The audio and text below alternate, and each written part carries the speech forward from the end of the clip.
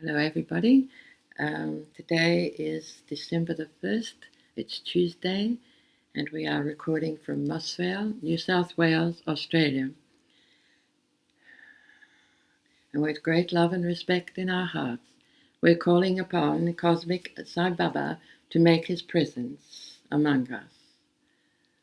Oh, I am here, my dear, and I am very pleased to be here. I have been waiting with joy and gladness that we are able to speak.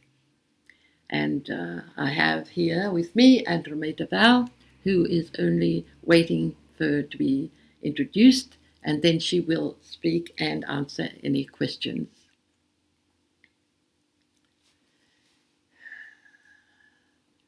So I am Andromeda Val, and I am very pleased to be here. I welcome the opportunity to speak with you. I come from the world of stars, and as I have said, I come from the galaxy Andromeda. There are many, many people from other worlds, from other stars, from other galaxies, and I, as I said, welcome the opportunity to speak with you from the Milky Way. And before I invite questions today, I would like to speak just a word of greeting in my language, if I may. So, tino, eno, ino mahakicho anamolenga namata, otoma ito malaja torhala, ito wano matitika matahanti. That is a greeting, and we shall talk more about that at another time. So, with great love in my heart, I welcome any questions that may be asked today.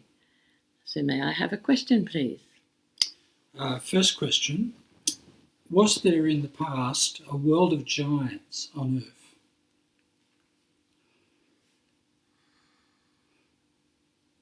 A civilization of giants, you are asking? It's open to either animals or humanoids. Yes, indeed there was. In the early days, the planet Earth has been created, as we have said, by the hierarchy from Andromeda, and from there it has been evolving, and there was a time, yes, that the world of giants did come.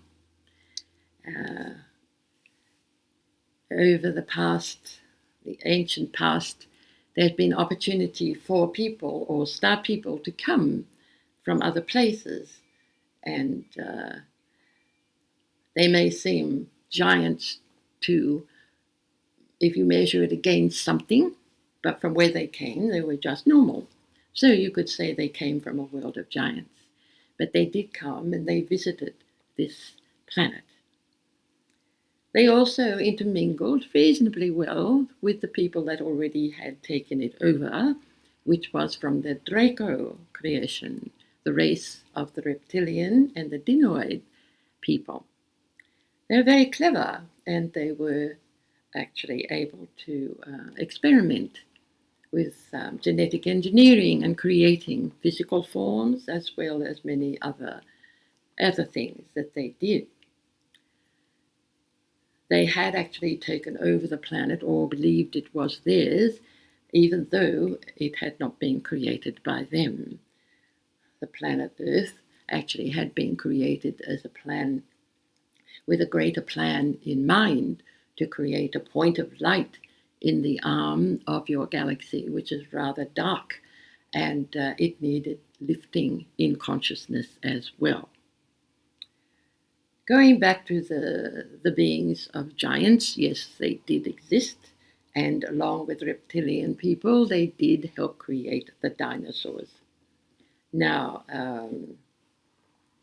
they were large, very large, compared to many other things that had been created upon the planet. So,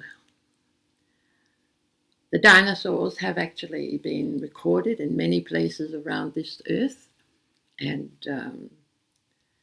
yes, there was a time that there was it was time that the atmosphere that had been so carefully created by the Andromedan people, or from the hierarchy, with the help of other races that were in the galaxy of the Milky Way, they were all helping to create this planet, because the planet itself was replacing another planet that had been destroyed. So in the Star Wars, if you like, in the Star People's worlds, there were wars, and it was like different forces with different understandings, different meanings, different motivations. And it has been recorded that there were dark forces and light forces, and they still operate, yes. So at that time, the giants that were created was more like a bit of fun, really. They were experimenting as to who could do better than another. They saw them as art forms. But the dinosaurs themselves were eating all the foliage, and when they died, the earth body did not go back to the earth as quickly as it should, and it was giving off unfavorable energy as well.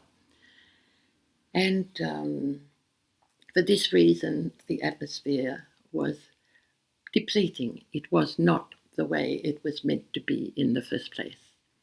So something had to be done. And the hierarchy from Andromeda did not want to have a war, but they needed to stop the development of dinosaurs because it was wrecking the new planet, the planet that had replaced another planet in the solar system. It had to be there for the actual integration and the magnification of all the planets working around the sun. So the Leonine race was the ones from Sirius. They actually brought the asteroid Uluru, as you know. You have been told and advised that it is from the stars. The indigenous people, the old people, knew that and know it, for it had been given to them by the sky people, that knowledge. And so they considered it sacred, because in coming here onto the planet, it created quite a lot of disruption, shall we say, to the planet itself. However, there was a war because the Draco people and the reptilian Dini did not like it, destroying their animals, so they fought back. And there was a great war on the planet, and there is evidence of it. That will be explained as time goes on. Scientists need to accept first that races exist in other worlds before they can accept that there was a war amongst them, and certainly upon your planet Earth. And it will resolve many curious factors that exist on the planet, and that will be readily understood once they accept the fact that star people exist and announce it worldwide. So it goes out and is scientifically examined also. And so does that help you? It actually has not explained the giant beings themselves, because although they were not necessarily doing any harm except destroying the atmosphere, but they did exist, yes. And they unfortunately suffered loss, the same as any people do when there is a war, regardless of whose side one is on, or who is right or who is wrong. It is an unfortunate thing that war has to evolve for all these issues to be resolved. However, in your more modern times, we are hoping that people will sit down and discuss issues, and amongst your human race, find consensus with each other, respect each other, and also live with each other in peace, harmony, and goodwill. So does that answer your question? Yeah, that was very thorough. Thank you. So is there another question you would like to ask? I've got a second question. The orbs that people see, what are they about? Well, people do see orbs that don't seem to fit with what they are looking at, of course. So you could say they are in a different world, shall we say the next world. On your earth, it has been known by many there is a third dimension, a layer of consciousness, and then the next is a fourth dimension, will we say, and that is a layer of consciousness also. The orbs are used to help people from other worlds, from just the next world, from the higher existence of those that are there to assist humans to live upon this earth and to help as much as they can. I will say that the humans have been given free will, and so it is up to them to connect to the line of creation and their God self and ask for help from that point, because the universal law will not allow anyone to come in and take over another life without permission. And so having said that, people on this earth can help and procreate and educate the little ones that are coming onto the earth now, that are actually open to the new energy and understand a lot and remember from where they have come from and why they are here and where they are going after they leave. In all physical form, there is a life of a beginning, a middle, and an end, and it can move from one frequency or vibration to another. So the orbs are actually helping to hold energy and to lift the energy field around people. The colors are vibration and they are frequencies. These can be measured. And of course, there is a possibility that the human eye needs treatment from a medical doctor. But having said that, mostly the orbs people see with their inside eyes are real and they are around to assist. When you connect to your, shall I say, theta state of consciousness, which is the same as dreaming state, the inside information that can be connected to through your soul, you can ask questions and find out what it is about. I encourage people to do this. It is not difficult once you know the discipline required to be able to connect to your soul consciousness. Your brain is not the only consciousness in your body. The brain records things.